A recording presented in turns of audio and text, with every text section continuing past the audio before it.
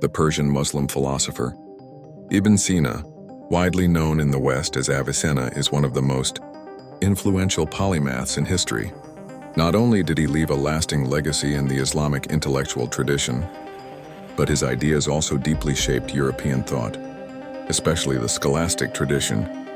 His seminal medical text, the Canon of Medicine, remained a cornerstone of European medical education well into the 18th century.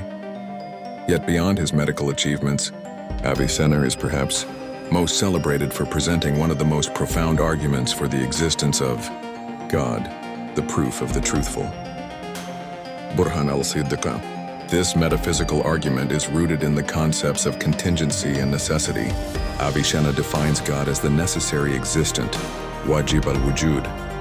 To understand this, we must examine how things exist. Everything we observe in the world is contingent, dependent on something else for its existence. In Arabic, Avicenna refers to these as possible existence. A contingent thing may or may not exist. Its existence relies on external causes, whether physical, temporal, or structural.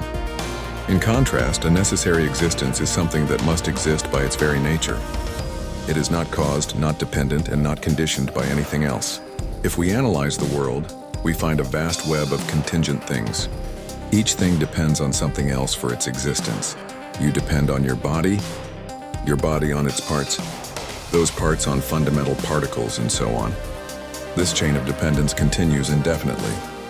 Now, one might argue that all things are contingent, and that this infinite chain of causes explains reality.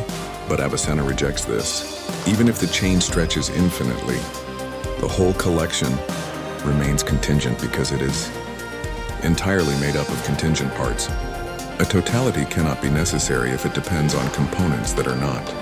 He gives us 4 logical possibilities for this chain of contingent things. 1. The chain does not require a cause. But this is false because each of its parts does require a cause.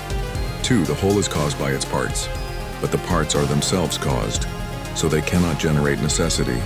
3. A particular part causes the rest. Again, no single contingent part can produce the whole, as it too is caused. 4. The chain is caused by something external. This is the only viable option.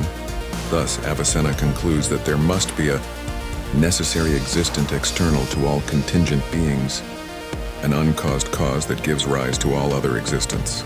This necessary existent must be simple and indivisible, for anything composed of parts is dependent on those parts. Immaterial, for material things are subject to space and time. Unique, for if there were 2 necessary beings, they would differ in some aspect, making them composite and thus contingent.